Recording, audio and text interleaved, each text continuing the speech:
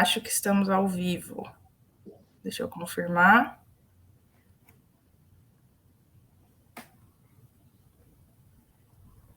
Um instante.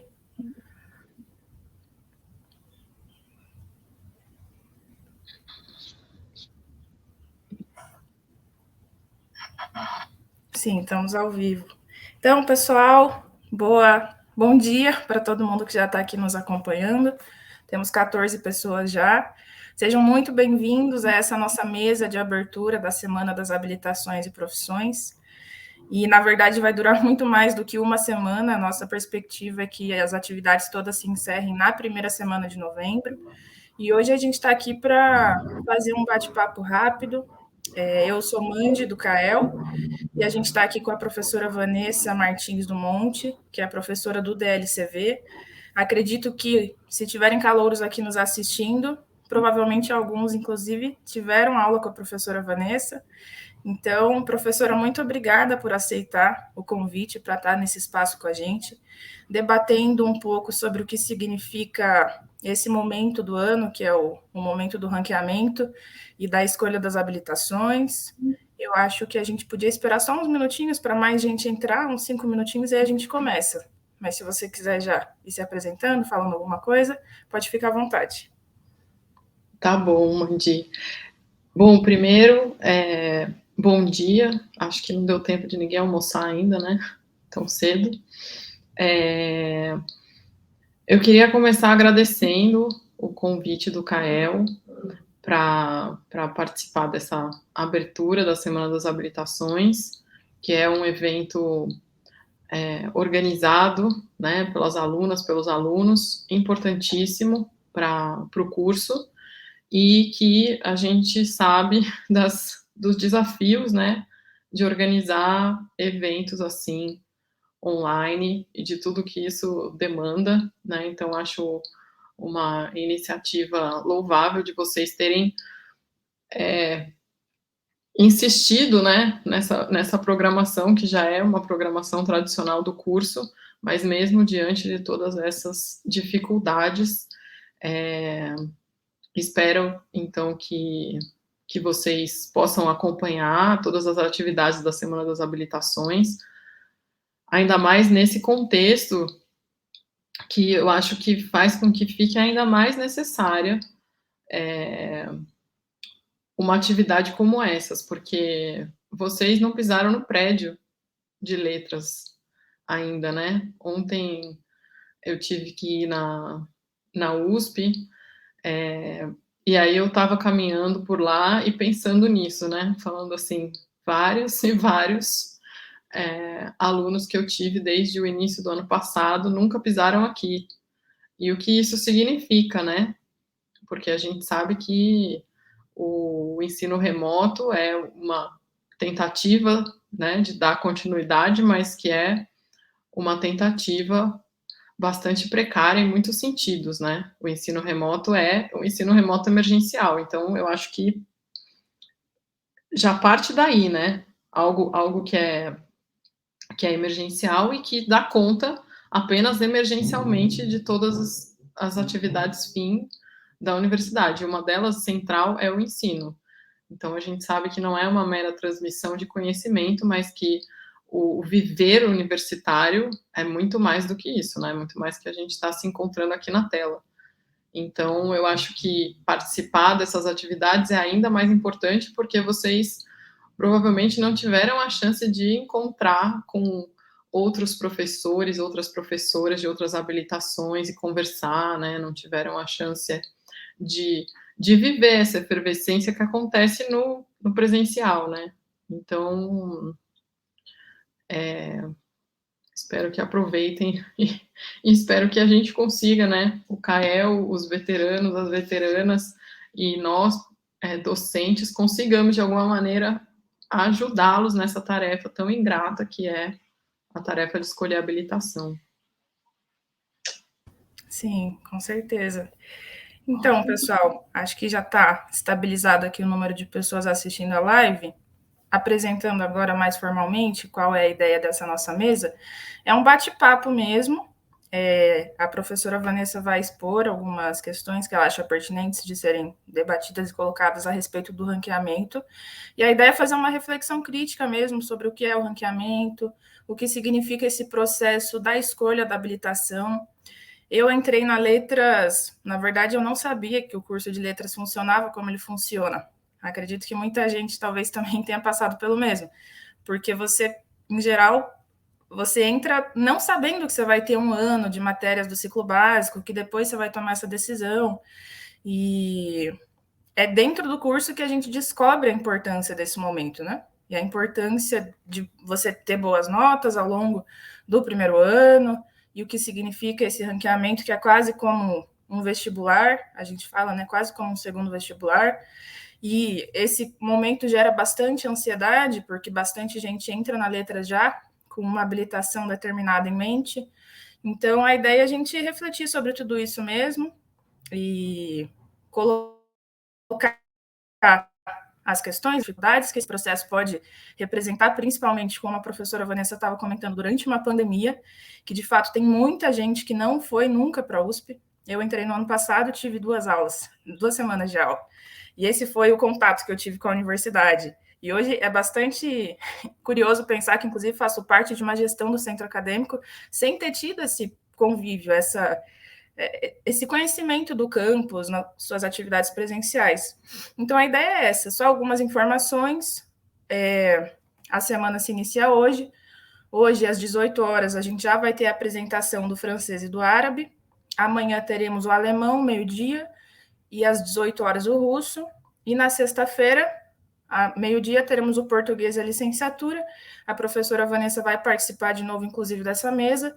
E às 18 nós teremos o inglês. Não se preocupem, que as demais habilitações, elas vão entrar no calendário da semana que vem. E além das outras habilitações, esse ano a gente também vai fazer uma semana de profissões. Então, nós vamos falar sobre educação, sobre tradução. Estamos tentando organizar uma mesa para apresentar as possibilidades de intercâmbio. Vai ter oficinas, vai ter oficina de editoração, oficina de tradução audiovisual. Então, fiquem ligados e acompanhem, porque eu acho que vai ser uma programação bastante interessante, para além dos materiais que já existem por aí, dos vídeos que já existem de anos anteriores para a gente conhecer as habilitações e tal. E encerro trazendo uma novidade, que nós conseguimos o Kael conseguiu um cupom de desconto na editora 34. É um cupom de desconto que vai ficar vigente ao longo da semana, que se inicia hoje, vai até o final da primeira semana de novembro. Então, a gente vai divulgar melhor isso, mas é um cupom de 20% de desconto para quem tiver interesse em adquirir livros dessa livraria. Eu, como sou do Russo, já amei, porque tem vários livros do Russo muito interessantes na 34.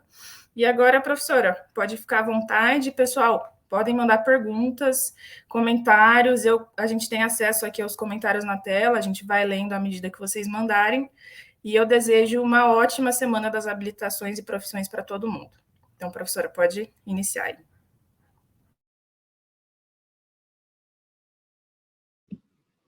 Bom, pessoal, será que eu tenho direito a esse cupom também da editora 34? Fiquei interessada, porque eu estava com a minha cestinha de livros com o desconto do Dia dos Professores fechada na editora da Unesp, que vende a editora 34, e aí não deu tempo de fechar a compra e pagar, e eu perdi o desconto. Agora você falou isso, me deu até uma alegria.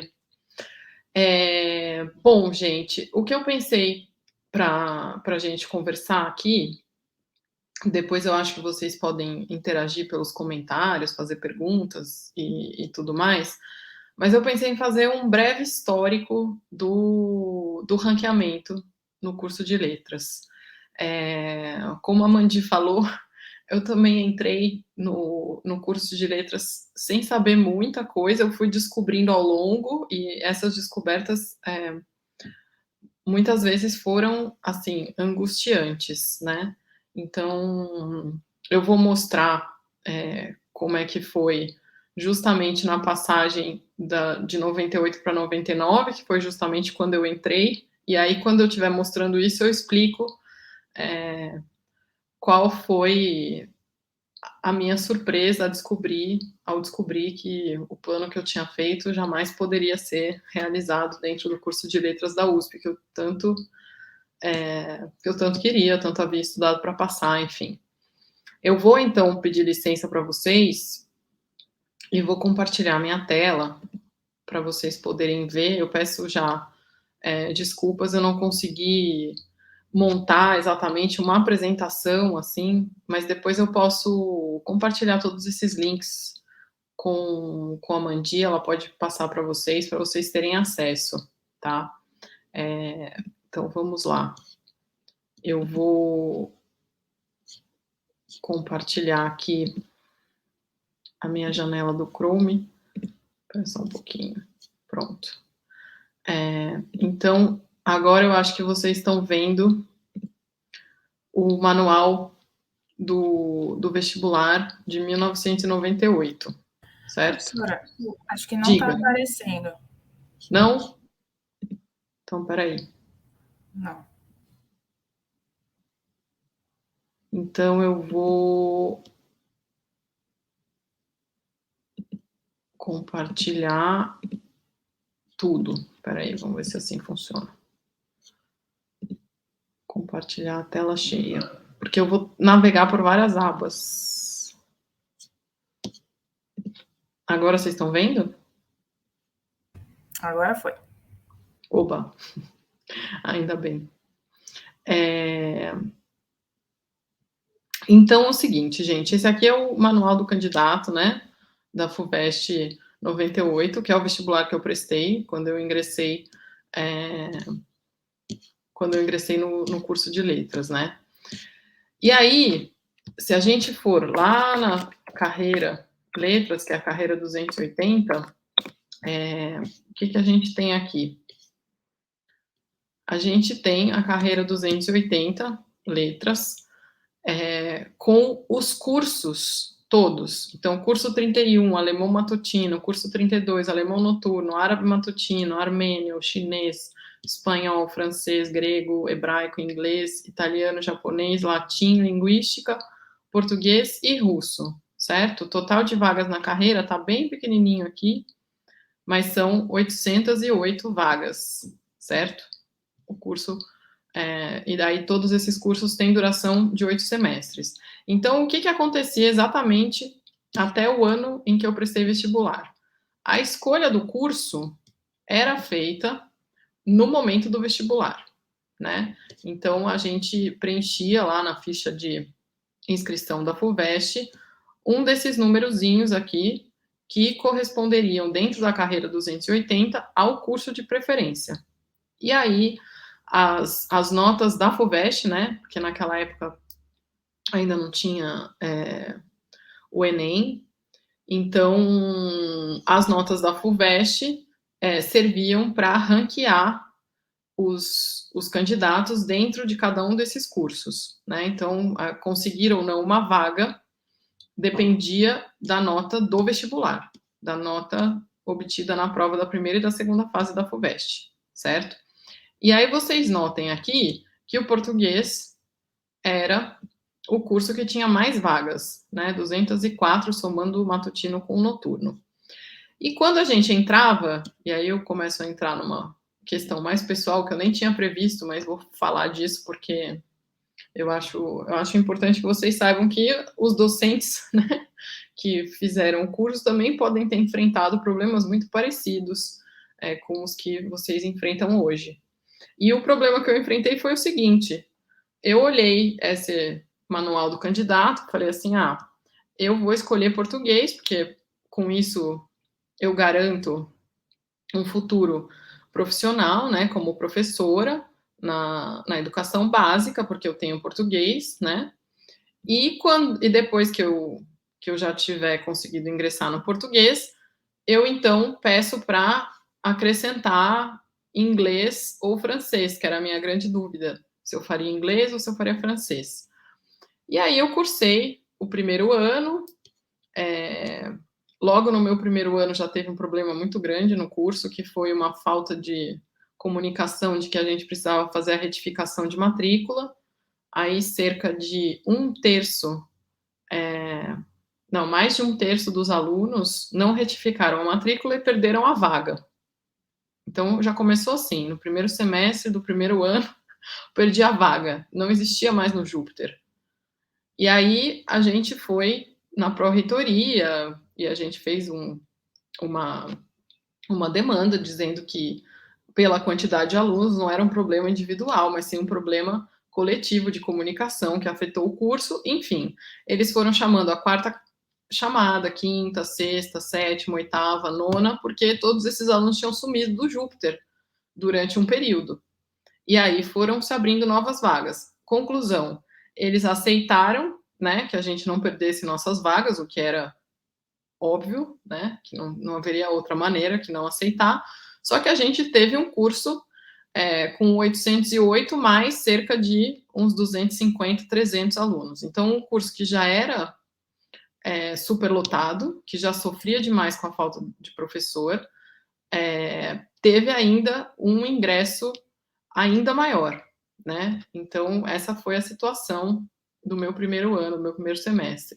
E aí, depois que isso passou e que a gente se acostumou a assistir aula fora da sala ou na janela, isso já virou uma rotina, eu falei, eu acho que eu queria fazer francês. Acho que eu decidi, porque eu tinha pegado uma optativa do francês e tal, e eu fui na sessão de alunos, eu já tinha até feito amizade com o funcionário da sessão de alunos.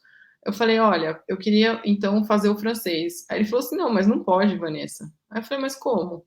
Aí ele falou assim, não, para fazer o francês você tem que terminar o português e fazer um novo vestibular. Eu falei, mas não tem como ter uma outra habilitação? Ele falou, não, é só português. Eu falei, tá bom. Então, essa história, e aí eu me formei em português, simplesmente, e aí puxei umas matérias do francês, mas enfim, que tá lá no meu diploma, letras português. E isso era uma questão, né? Por quê? Porque muitas escolas, muitas instituições exigem a formação específica, né, em português. E mais recentemente elas aceitam em linguística, né? E aí teve-se a ideia, então, de criar o ranqueamento, né? E aí o que aconteceu? Então, desse manual aqui do candidato de 98, a gente vai pular agora para o de 99, tá? Então, essa era a capa do de 99, e aí eu vou lá para o curso de letras,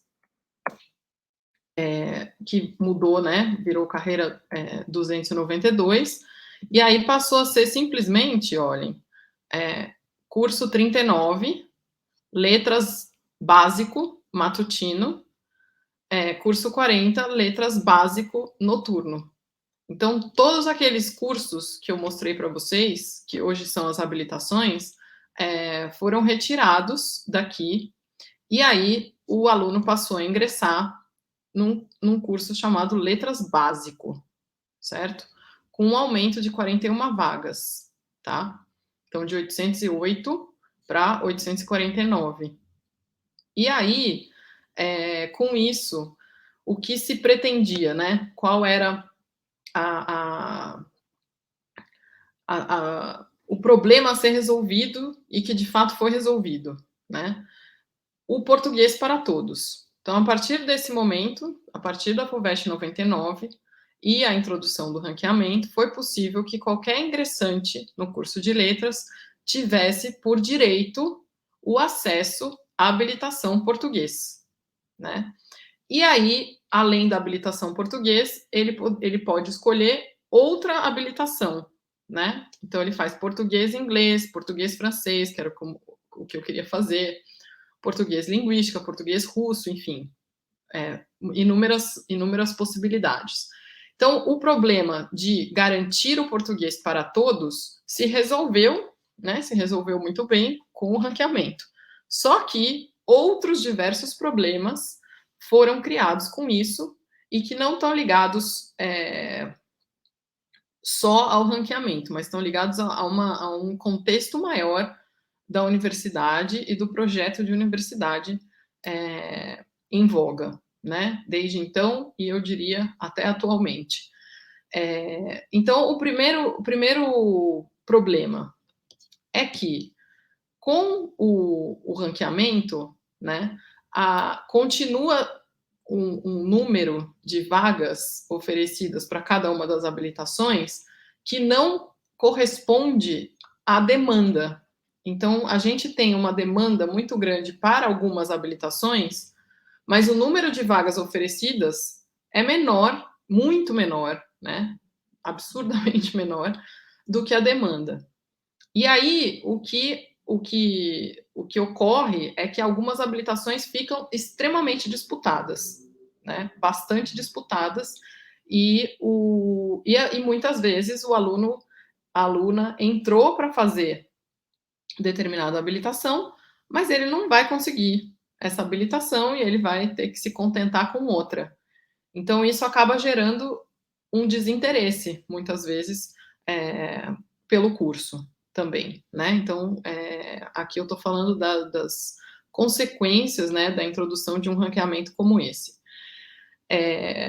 Um outro problema é que a disputa, diferente do que acontecia na FUVEST 98, né, em vez de ser uma disputa no próprio vestibular, né, então aqui se prestava o vestibular e escolhia uma daquelas carreiras que eu mostrei para vocês, na FUVEST 99, a partir da FUVEST 99, essa disputa acaba acontecendo fora do vestibular. Ela acaba acontecendo dentro do primeiro ano do curso. E todos sabemos que cursar uma graduação, o primeiro ano de uma graduação, não é exatamente uma atividade tranquila para quem vem direto do ensino médio, né? Ou mesmo para quem faz 1, 2 anos de cursinho, né? Então, além de todo o peso de se acostumar com o ambiente universitário, de se acostumar com um determinado tipo de texto, que é bem diferente dos textos que vocês liam no ensino médio, com sistemas diferenciados de avaliação, né? Com uma autonomia muito grande disciplinar, curricular, dentro de cada matéria que vocês fazem, né? Além disso tudo, vocês têm que tirar notas excelentes para garantir a habilitação desejada, né? Ainda mais no caso de uma habilitação disputada, que é o que normalmente acontece. Então, o vestibular, a gente chama, né, de um segundo vestibular, só que, na verdade, é um vestibular em outras condições, né? Se hoje a gente tem daí eu vou mudar de slide, acho que vocês vão ver. Se hoje a gente tem, ou em 2022 a gente terá, né? Hoje a gente quase chega nisso. 50% de alunos provenientes de escola pública, né? Isso é fruto de um programa duramente conquistado na USP, né? Muito mais tardiamente do que em outras universidades, inclusive outras universidades estaduais, né? De uma política de ações afirmativas, né? Então, esse resultado dessa luta pela política de ações afirmativas na USP fez com que a gente chegasse nesse patamar aqui, né? Ou muito próximo disso, o que a gente teve em 2021. Né? Aqui vocês conseguem ver, né, o gráfico mostrando aqui em azul as barras dos ingressantes de alunos provenientes de escola pública e de pretos, pardos e indígenas de escola pública. Tá? Então, tem essa diferença. Isso aqui são slides da própria Pró-Reitoria de Graduação, mostrando esse aumento, né, das políticas de ações afirmativas, do ingresso, né, um ingresso pífio de pessoas indígenas, né, então a gente não tem um vestibular indígena, isso é uma questão também, não cabe aqui agora, mas já aproveitar para falar. E, então, essa distribuição de renda familiar, né, bastante diferente do que era lá em 98, 99, quando praticamente não havia, não havia essa política. E aí, o que acontece?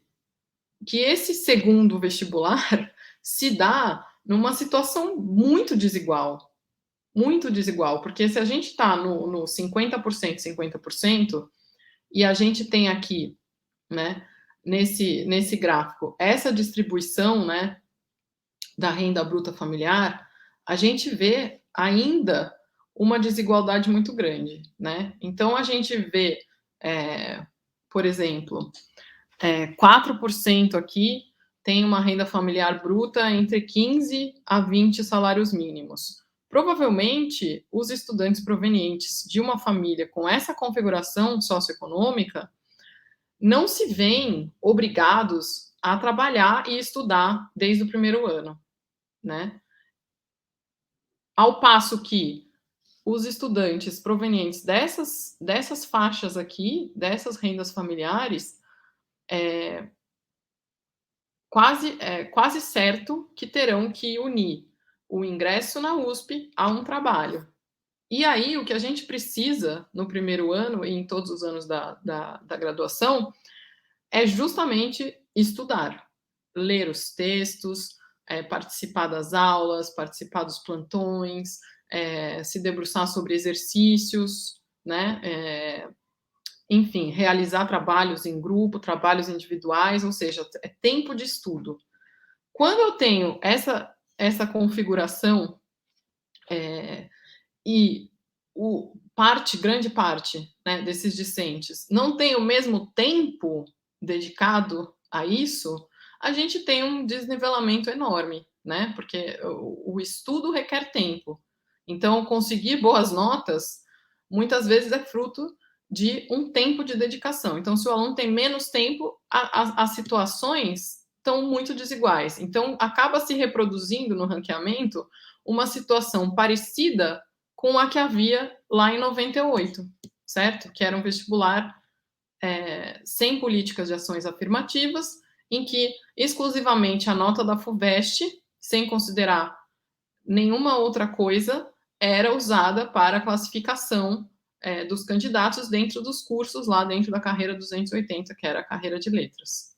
Então, o que acaba se reproduzindo no ranqueamento é essa situação, né, de desigualdade, que é justamente o que a universidade vem com muita luta, né, das entidades, das diversas categorias, para que haja o ingresso, né, pelas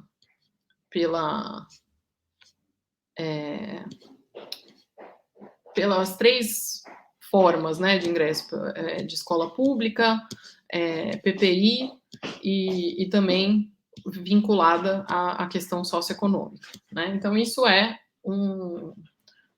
uma primeira e grave consequência do ranqueamento. E aí eu queria mostrar como, em 1999, se via essa questão do acesso à universidade, né? Então, aqui, o reitor, à época, era o Jacques Markovitch, e tem um parágrafo aqui desse manual que eu queria compartilhar com vocês, e logo na sequência, fazer uma comparação com um texto bem mais recente, da semana passada. Então, o reitor dizia que muitos dos alunos aprovados abandonam seus cursos no meio do caminho, por não terem buscado melhor informação no momento em que escolheram suas carreiras. Eu não vou problematizar tudo, há muitas coisas aqui a serem problematizadas, mas eu escolhi uma, porque a gente não tem tanto tempo, mas dá para falar de muitas coisas. Isso é socialmente inaceitável. Quando passam no vestibular, estes alunos tomam vagas de outros jovens que estudaram tão obstinadamente quanto eles, e, quem sabe, precisavam mais da gratuidade oferecida pela USP. Pense nisso, caro vestibulando, antes de sua decisão. Pense em você, mas não esqueça os outros. O primeiro dever da juventude é ser generosa. E aí eu queria destacar essa palavra aqui, generosa. Então, você, juventude, que teve condições de estudar para um vestibular como a FUVEST, né, lá nos idos de 1998, você deve ser generoso. você deve escolher o curso e não abandonar esse curso, porque com isso outros jovens que precisam mais que você, né, vão ficar sem sem a vaga, né? Então, primeiro que o problema está todo colocado fora da universidade, vejam. O problema é dos alunos de 17, 18 anos que não sabem escolher as suas carreiras e evadem e causam essa problemática imensa. Segunda coisa, essa perspectiva de uma elite generosa, porque aqui entrava-se basicamente a elite na universidade, né? Até então. Um ou outro escape ali, mas basicamente isso. Então, a elite deve ser generosa. E aí, o que me causou espanto, isso aqui já era algo que eu imaginava, né? Algo que era até a gente pode dizer datado. Só que a gente está no meio de uma eleição reitoral, né? Não sei se vocês sabem, mas vai ter as eleições para reitor. E uma das chapas foi entrevistada pela Folha, saiu publicado eu acho que está em acesso aberto, uma disputa especial na USP, né? Então foi publicado no domingo, 17 de outubro, né? A entrevista com uma dessas duas chapas, né? Que é a chapa USP Viva, né? Que é composta pelo pró-reitor de pós-graduação e pela Maria Arminda do Nascimento de Arruda, que foi diretora da faculdade, foi a última diretora da faculdade antes do professor Paulo Martins. E aí, na pergunta 18, o colunista resolve tratar do sonho. Qual seria o sonho da chapa USP Viva para a sociedade brasileira, né? E aí a resposta é a seguinte, eu só vou ler as duas primeiras frases. A chapa USP Viva volta os seus olhos para o nosso país e o seu programa se construiu a partir de um diagnóstico do Brasil contemporâneo. Ela tem uma proposta civilizatória, repleta de apostas em relação ao futuro e generosa socialmente, sem se descuidar da nossa função inalienável em produzir ciência de excelência em todas as áreas. Percebam essa expressão, né? Essa daqui eu podia ficar falando muito tempo, mas não vai dar. Mas esta daqui, generosa socialmente, percebam a semelhança existente entre esta expressão e esta fala aqui. O primeiro dever da juventude é ser generosa. E aqui a gente estava falando de mais gratuidade, né? Então a gente estava falando de uma questão de generosidade social. Vejam que mudou muito pouco, para não dizer assim, quase nada, o discurso, né, de quem se pretende reitorável na universidade, né? E eu acho isso um fato importantíssimo de ser notado, porque depois de décadas, né, a gente já pode falar em décadas, de luta, de conquistas, de políticas de ações afirmativas implantadas com muita resistência na universidade, ainda não se é capaz de falar de reparação. Continua-se na esfera generosidade.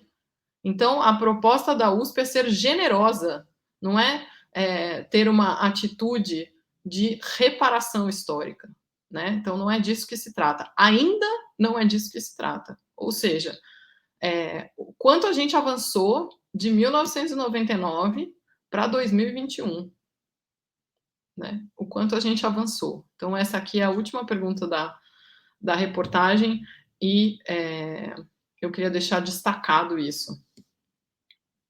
Voltando ao vestibular agora, o manual de 2022, a gente tem aqui a carreira, que provavelmente muito parecido com o que vocês se inscreveram, né? Que é a carreira de letras com 2 cursos, né? Que é o curso português, o curso básico, né? Noturno, e o básico matutino, com as vagas 597, porque aqui é só o manual da FUVEST, né? Então não inclui o SISU, por isso que tem as 597 vagas. Só que a gente continua recebendo os mesmos, quase 850 alunos todos os anos, né? E aí a gente tem um outro problema que está relacionado à questão do ranqueamento, né? Intimamente, mas que pertence a uma conjuntura mais ampla da universidade, como eu vinha falando no início, que é o seguinte: a gente tem uma perda docente desde 2014 de mais de 750 docentes efetivos, né? E agora, nos últimos 3 anos, a gente tem um salto no número de professores que pediram exoneração, né? Ou seja, pedir exoneração no serviço público é mais ou menos o equivalente a pedir demissão no serviço privado, né? Então, pediram demissão e foram para outras universidades. E isso, inclusive, foi tema, além da DUSP, né? De matéria na Folha de São Paulo também, né, com essa questão da chamada fuga de cérebros. Só que, então, a gente tem um cenário de defasagem de docentes preocupante, já desde 2014. A esse cenário se soma esse salto no número de docentes que pedem para se desligar da universidade, efetivamente, né? E aí vão para outros lugares. E a gente tem o número excessivo de professores temporários, né? E os professores temporários têm se tornado, na verdade, uma prática deliberada da universidade para justamente não realizar concursos públicos e contratar docentes efetivos, né? Que é o que a gente precisa para ter uma habilitação que ofereça aquele número de vagas, que garanta um bom ensino, que garanta justamente aquele ensino de excelência, que é o que se pretende aqui, né? Uma ciência de excelência. Como é que faz uma ciência de excelência sem docentes? Essa é a grande pergunta. Ou com docentes precarizados, né? Porque esses professores temporários ganham salários baixíssimos, né? Têm uma formação sofisticada, né? Normalmente tem mestrado e doutorado, né? E trabalham excessivamente.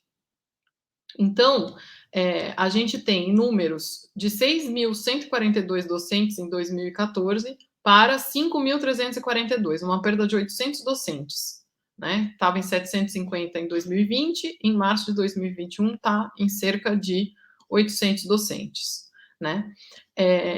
Além disso, tem uma política de arroxo salarial em prática, né? Já faz muitos anos, e uma questão importantíssima, agora acho que eu vou até parar de compartilhar, peraí, já vou partir para o encerramento, e uma questão importantíssima é que já há alguns anos não existe reposição automática de docentes que se aposentam, né? Então, os docentes que se aposentam, ou mesmo os docentes que, infelizmente, como aconteceu no caso da Covid, né, falecem durante o exercício da sua profissão, eles não são repostos pela universidade. Então, a universidade parou de fazer a reposição automática dos docentes aposentados. Então, por exemplo, na minha área, né, a situação é drástica, né? Eu sou da área do português, e o último concurso que teve foi o meu concurso, em 2013, depois de lá para cá não teve nenhum concurso, e a gente tem um número enorme de docentes que se aposentaram, né? E a gente não consegue simplesmente montar a grade horária com a quantidade de docentes que a gente tem. E isso se repete em outras áreas da habilitação do português, na literatura brasileira, na literatura portuguesa, e isso se acontece de forma muito drástica e preocupante, né, nas várias habilitações. Né? Então, nas habilitações de línguas modernas, por exemplo, há pouco tempo, o inglês quase teve que fechar, porque não tinha professor. Né? E aí não se repõe. A luta pelos claros temporários, que são, pelos claros, né? Não pelos temporários, pelos claros, que são essas vagas de docentes efetivos, é passada da reitoria para as unidades, e aí os cursos entre si têm que brigar por migalhas, né, que não chegam nem perto de dar conta do número efetivo de docentes que a gente precisaria, né? Então, a gente tem um cenário, de fato, muito, muito complicado em várias habilitações, né? Então, para terminar com a tentativa de uma nota de esperança, uma nota positiva, eu acho que tarefa de docentes, funcionários e estudantes, né? Porque isso eu mostrei só a redução do quadro docente, mas a redução do quadro de funcionários é também assustadora, né? Com vários programas de demissão voluntária, enfim. Então, eu acho que mais do que nunca é o momento, né, da gente lutar por contratações, né? Ainda mais agora que as chapas se apresentam, né? São 2 chapas, né? E haverá com certeza debates públicos. É o momento da gente participar ativamente e interpelar nesse sentido, né? Qual é a proposta efetiva para esse caso? Então, o que eu falo para vocês, né? Para vocês tentarem procurar nesses dias pelos quais vão se estender a semana de habilitações, os depoimentos dos veteranos, os que já estão em habilitações, né? Procurarem acompanhar a apresentação dos docentes que vão falar sobre cada uma das habilitações, né? Para verificar com essas informações, que é o que vocês vão ter agora, qual seria a habilitação que mais faz sentido para vocês, né? Para fazer essa escolha com muito cuidado, pensando bastante, né? E sabendo que vocês entraram num sistema que tem todos esses problemas relatados, né? Então, você não conseguir ou conseguir não é exatamente mérito ou demérito seu, não tem a ver com mérito ou demérito, tem a ver com esse sistema que eu pretendi rapidamente, né? Não sei se tão rapidamente, trazer aqui para vocês. Então, acho que era um pouco disso. E se vocês quiserem fazer perguntas, enfim, estou à disposição. Muito obrigada, professora. Foi uma apresentação bastante excelente. Acho que são uma série de informações que são bastante importantes da gente ter sobre esse histórico do ranqueamento. Chegou uma pergunta aqui do Daniel agora. Mas se a USP não tem dinheiro há vários anos, como ela vai contratar? Sou da habilitação de japonês. Acho que dá para responder já. E o pessoal vai mandando mais perguntas aí também. Então, Daniel, essa é quase uma frase cristalizada, né? A USP não tem dinheiro. A USP tem dinheiro. A USP tem uma porcentagem razoável da arrecadação do ICMS, que vem tendo altas constantes, né, nos últimos meses, né? E a gente passou, eu acho que há cerca de uma gestão e meia, não vou te precisar exatamente quando, por uma política de arroxo bastante grande no orçamento da universidade, e hoje faz com que o gasto da universidade esteja em torno de 69%, 68%, 69%. Tem depois os dados exatos, eu posso passar os links para você. Então, a USP tem dinheiro. Tanto é que foram lançados recentemente 2 editais dando 20 milhões de reais em cada um deles. Ou seja, são 40 milhões de reais. O que não se tem é um projeto de universidade que tenha como centro a comunidade, de pesquisa, né? Então, se pensa em comprar equipamentos, investir em determinados tipos de arranjos, vamos dizer assim, e não prevêem a reposição do quadro de funcionários. Então, exatamente neste momento, não é uma questão de falta de verba, é uma questão de estratégia de investimento dessa verba. É uma questão de falta de transparência nesse orçamento, que é um orçamento público, é um orçamento de arrecadação de um imposto estadual, é um orçamento que devia estar aberto, né? Para que todos nós pudéssemos ver, nós somos da comunidade, não só nós, né? Eu acho que é a sociedade, devia estar aberto para a sociedade, né? Porque senão, justamente, se reforçam essas falas cristalizadas que rodam por aí mesmo, né? De falta de dinheiro, né? Não é falta de dinheiro, é falta de vontade política. É parte, mais do que falta de vontade política, é parte de um projeto de uma universidade que não é a universidade que a gente quer, pelo menos não é a universidade que eu quero, não é a universidade que eu defendo.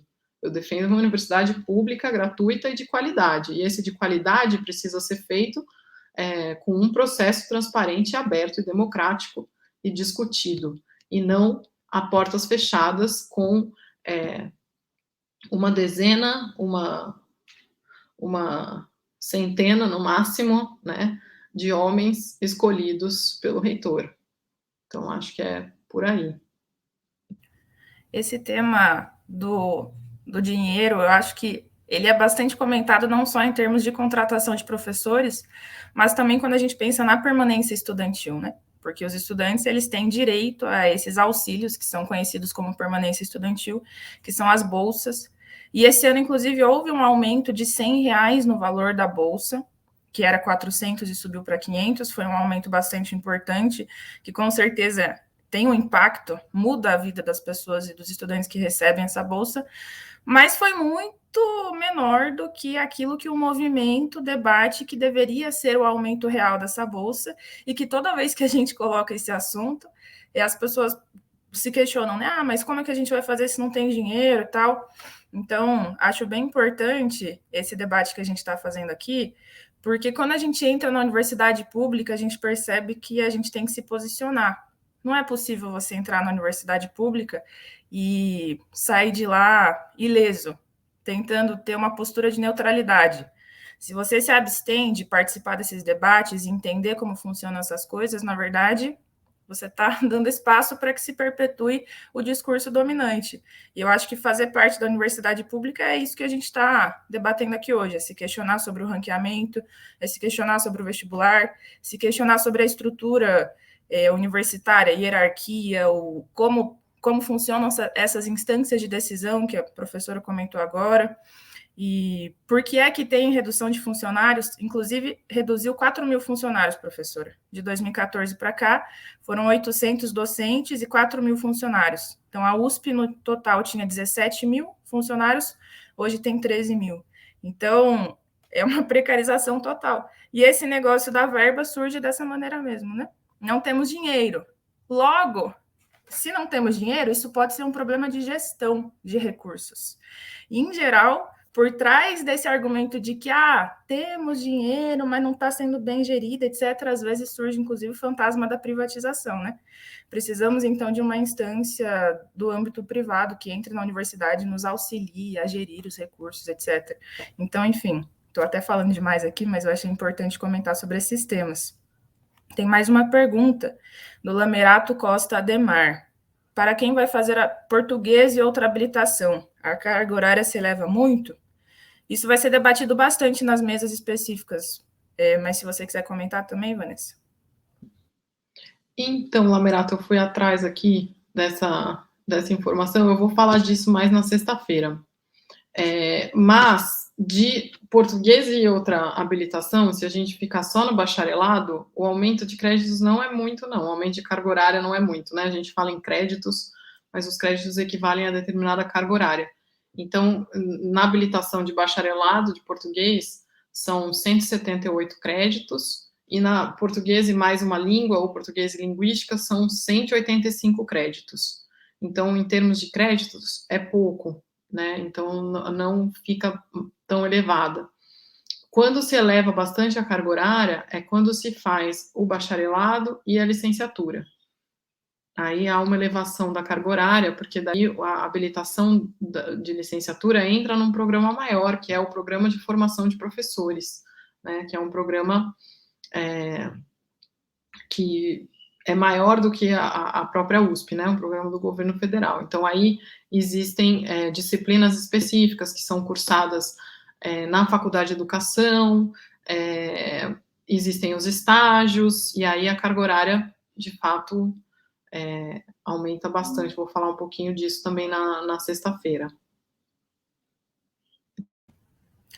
Bom, teve um comentário da Laura Pina, como sempre ouvir a professora Vanessa falar é um prazer. O Francisco acho que comentou sobre isso das verbas, a USP está aumentando suas reservas, na verdade. E não temos mais perguntas nem comentários, gente. Se vocês quiserem, mandar aí, aproveitem que esse é um momento bastante interessante da gente refletir sobre esses temas todos. Se quiserem colocar angústias, questionamentos sobre, enfim, como está sendo esse processo de escolher a sua habilitação durante a pandemia e como tem sido esse primeiro ano, podem ficar bastante à vontade. Então, vamos esperar um pouquinho aí. E lembrando bem que hoje às 18 a gente tem a mesa do árabe e do francês. Então, também estão todos convidados para essa mesa, para conhecer mais das habilitações.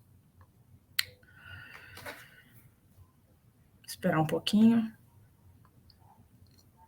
Ai, obrigada, Laura, pelo seu comentário. Saudades, passa rápido, né? Espero que a gente se veja presencialmente aí, em algum momento do ano que vem.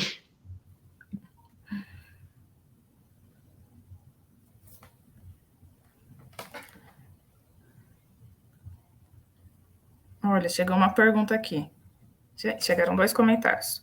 O Vitor, se eu não conseguir a habilitação que eu quero, o que eu posso fazer? E a Nossa, agora chegou um monte de coisa. Marcela Inácio da Silva comenta: muitos alunos são hiperpoliglotas e ricos, e a desigualdade, defasagem e dificuldades em relação aos alunos que entram com as cotas ou não é gritante.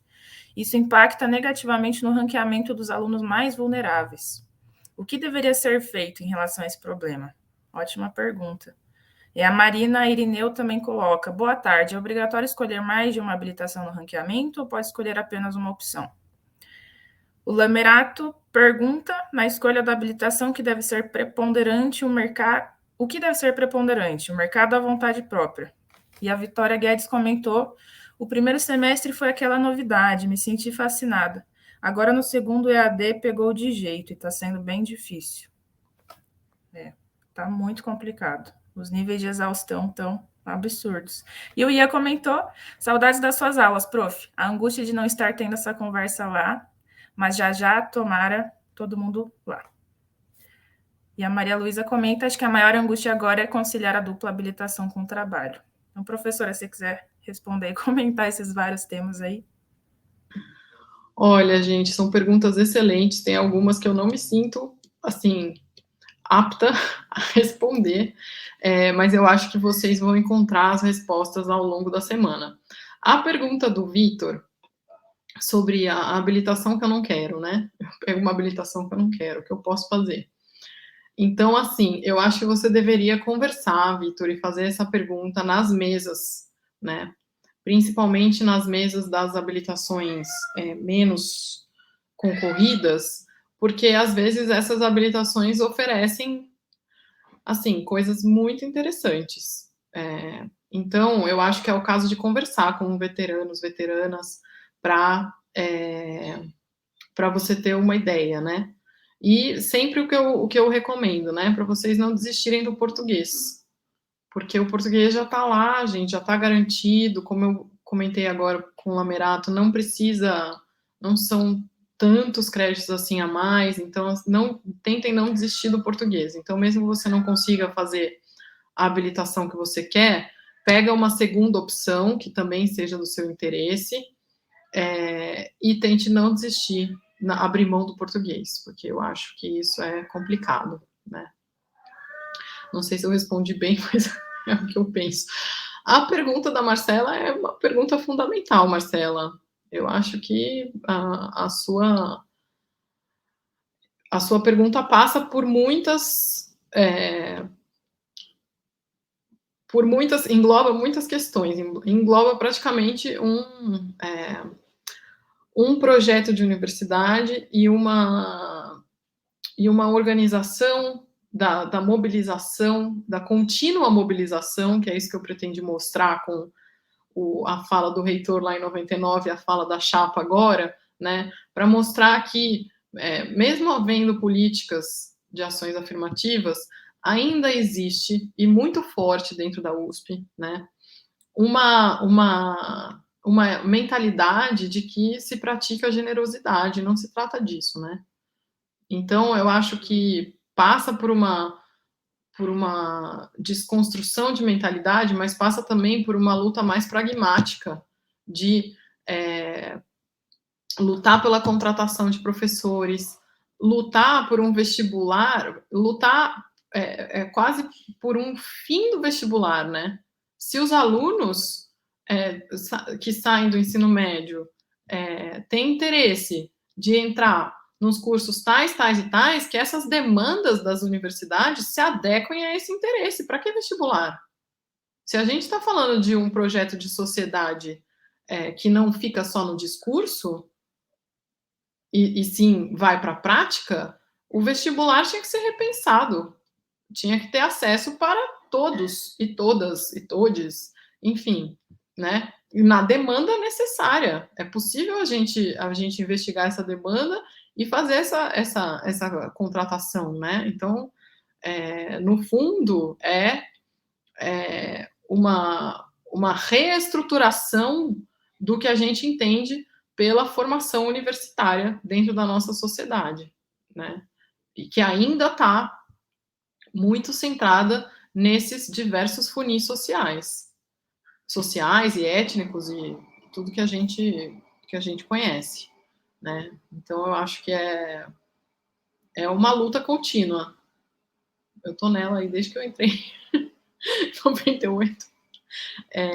Bom, a Marina, que é obrigatório escolher mais de uma habilitação, eu acho que não é obrigatório, mas eu acho desejável, porque senão você não consegue a sua, e aí você não tem mais nenhuma. Eu não saberia te dizer, Marina, assim, se no sistema é obrigatório ou não, mas eu não recomendo que você faça isso, eu recomendo que você escolha quantas estiverem lá possíveis para você escolher, sabe?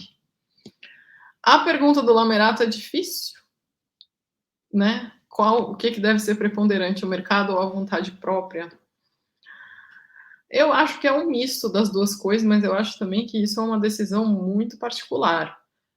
Depende de muitas coisas, se essa é a sua primeira graduação, se é a segunda, quais são os motivos que te levaram a fazer letras, passa por outras questões, assim.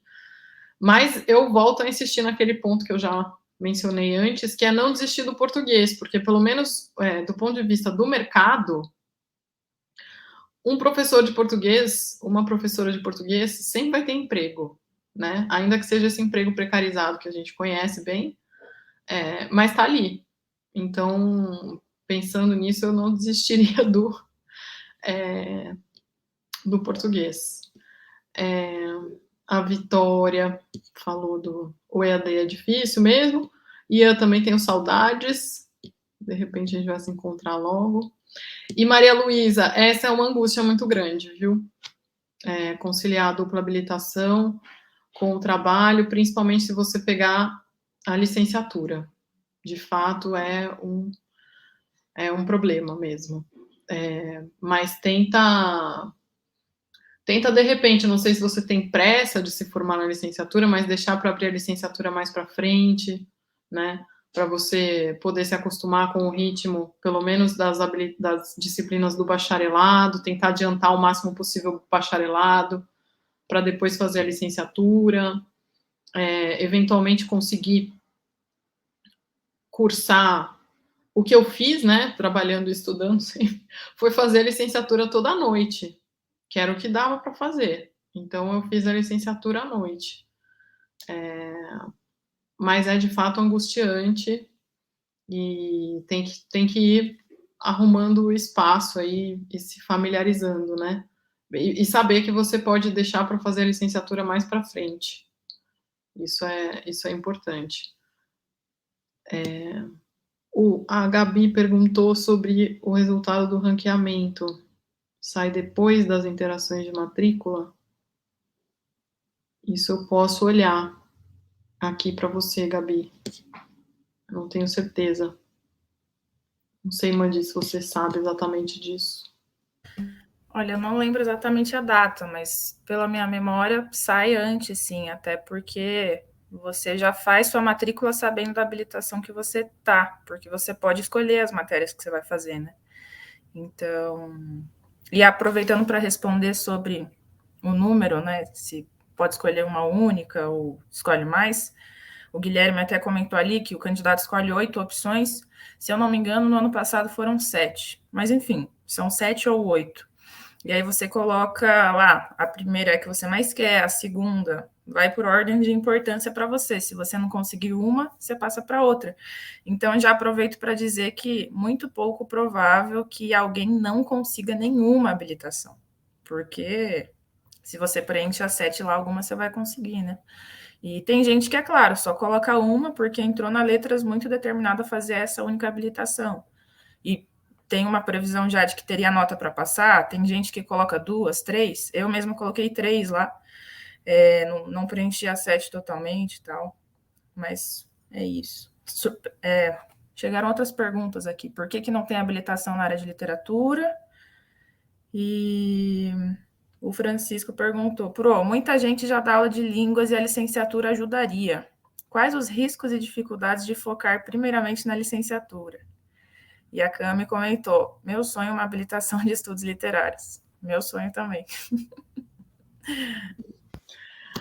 Eu vou começar lá da pergunta da Gabi. Gabi, eu achei o calendário aqui do ranqueamento de 1 a 30 de novembro. Então, vocês escolhem as opções, né, das habilitações. Aí, no dia 3 de dezembro, vocês recebem um e-mail de confirmação das opções que vocês escolheram. E no dia 15 de janeiro, vocês recebem um e-mail para consultar os resultados pelo sistema Júpiter. Então, a partir do dia 15 de janeiro já vai estar disponível. E aí a matrícula na interação, na segunda interação, acontece depois disso, certo? Então, primeiro vocês ficam sabendo, como a Mandy falou, depois acontece a matrícula, né? Bom, essa pergunta, por que não tem habilitação na área de literatura, eu não sou a pessoa mais indicada para responder essa pergunta. Eu acho que teria que ser algum colega da área de literatura. Não sei se vem alguém dessa área falar com vocês, de alguma das literaturas, mas eu sei que muitos alunos teriam interesse nessa habilitação, né? A Unicamp oferece essa habilitação, então a Unicamp separa muito bem essas duas. A gente tem vários docentes formados na Unicamp, né? Eu acho que esses docentes seriam ótimas pessoas para vocês conversarem sobre isso. Enfim, eu só diria assim, que isso está vinculado a uma certa estrutura departamental, uma certa estrutura curricular montada lá desde o início do curso. Uma maneira de conceber as disciplinas que varia, acaba variando de universidade para universidade, de curso para curso, mas, assim, responder do ponto de vista objetivo, eu não saberia agora. Então, a pergunta do Francisco sobre a licenciatura. Eu acho que, assim, não tem tantos riscos. Eu acho que é mais uma questão de organização, Francisco. Eu acho que é saber organizar o tempo, ainda mais nesses momentos em que o tempo acaba sendo tão escasso, né? Então, é saber organizar. Eu acho que se vocês conseguirem ter uma organização das disciplinas que dê conta do trabalho, né, como professores de línguas, e isso ficar confortável com o seu nível de exigência nas disciplinas, eu acho que tudo bem. Eu acho que o importante é vocês tentarem fazer essa organização. Eu acho que uma dificuldade, eu acho que isso vocês têm que pesar bem, é nas disciplinas que exigem estágio, que daí são muitas horas de estágio, tem instruções bem específicas sobre onde esses estágios podem ser realizados, como, e aí o estágio exige tanto o tempo, né, de observação ou de regência, dependendo do estágio, quanto a preparação dos relatórios. Então, é uma disciplina que tem muitas horas, não é por acaso. Então, deixar talvez essas disciplinas para um momento em que você consiga, sei lá, reduzir sua carga horária como professor de línguas, ou tiver menos disciplinas do bacharelado para fazer. Eu acho que essa é uma questão de organização mesmo. Enfim. Não sei se eu te ajudei ou não, mas é o que eu acho. Aí tem a pergunta da Marina, se por acaso não passar na habilitação, pode tentar novamente um tempo depois. Tem o re-ranqueamento, né? Então, o re-ranqueamento é justamente para esses casos. Aí as habilitações que ficam com vagas remanescentes deixam essas vagas à disposição para os alunos que vão tentar o re-ranqueamento. Aí você tenta o re-ranqueamento no mesmo período do primeiro ranqueamento. Então, você tentaria isso lá no final de 2022, em novembro de 2022, a partir das vagas remanescentes. Isso dá para fazer, sim. Muita gente faz. Gente, acho que então já estamos aqui conversando há um pouquinho mais de uma hora, respondemos várias perguntas, e do que eu estou percebendo, inclusive, as perguntas têm bastante relação com essas coisas de como funciona o ranqueamento em si, se pode re-ranquear, se não pode. Essas perguntas elas vão ser todas respondidas, eu acredito, em cada mesa. Se elas surgirem, acredito que os professores e alunos vão abordar esses temas, mas acho que a gente do CAEL vamos tentar preparar algum material sobre isso, tirando essas dúvidas mais básicas, digamos que não tem relação específica com alguma habilitação em si, mas tem relação com o funcionamento geral do ranqueamento, para deixar todo mundo mais tranquilo em relação a isso. E aí eu acredito que nós podemos ir encerrando. Professora, você quer fazer uma fala final? Gente, eu só queria agradecer a troca. Eu acho que é sempre muito positiva e espero, assim, ter ajudado, ter trazido alguns pontos aí sobre o histórico desse ranqueamento, sobre o significado dele atualmente, e sobre os problemas da universidade como um todo, que eu acho importantíssimo que a gente atue, né, que a gente resista, se mobilize para atuar em relação a isso. E agora eu acho que a gente se encontra na sexta-feira, né? Eu acho que vai ser bom para falar um pouquinho da licenciatura. E é isso. Obrigada pela presença e obrigada ao CAEL, né? Obrigada, Mandi, por ter me convidado. E desculpa não ter conseguido, assim, organizar uma apresentação, como eu falei para vocês, foi tudo muito em cima da hora, mas eu acho que depois que eu consegui compartilhar minha tela, deu tudo certo. Então é isso, gente. Muito obrigada. Só agradecer vocês e dizer que a gente espera poder reparar, eu pelo menos fico pensando nisso, reparar de alguma maneira essa situação tão delicada que a gente está vivendo, que vocês estão vivendo como recém-ingressantes, né? Enfim, obrigada. Obrigada, professora. Muito É prazeroso trocar essa ideia aqui, responder as perguntas, ter esse contato com o curso, que eu acho que é bastante importante, ainda que em tempos pandêmicos não presenciais. E, bom, pessoal, só para finalizar aqui, queria agradecer a participação de todo mundo. Eu espero que essa mesa de abertura ela tenha servido para responder algumas coisas e dialogar com algumas angústias, mas eu tenho certeza que podem ter surgido outras perguntas e a gente vai desenvolvendo a resposta para elas em conjunto.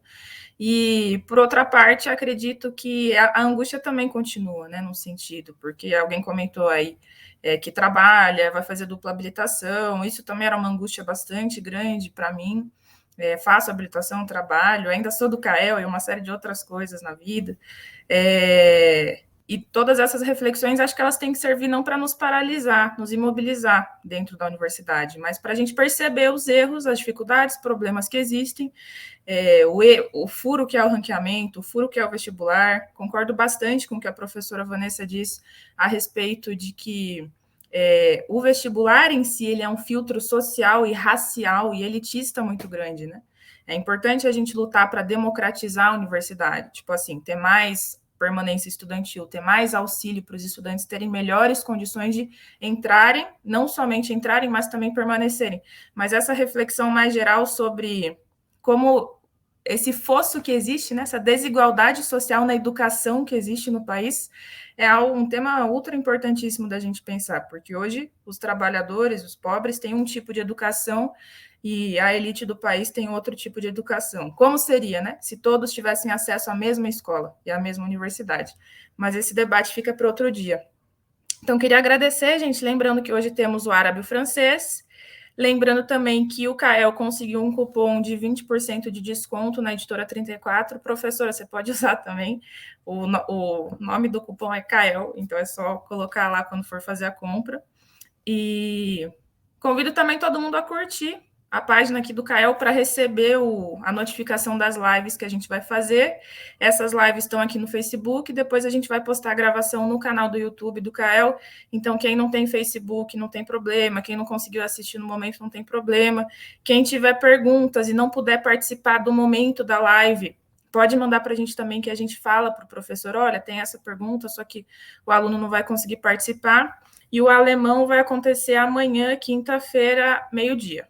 Tá certo? A programação do CAEL, a programação da semana está lá nas nossas redes, não é a programação inteira ainda, mas é a programação desta semana, e o quanto antes a gente posta a programação da semana que vem também, com o restante das habilitações. Então, muito obrigada, gente. Obrigada, professora, pela conversa. Obrigada a todo mundo que assistiu. E a gente se vê aí ao longo da semana das habilitações e profissões. Então, beijo. Até mais para todo mundo.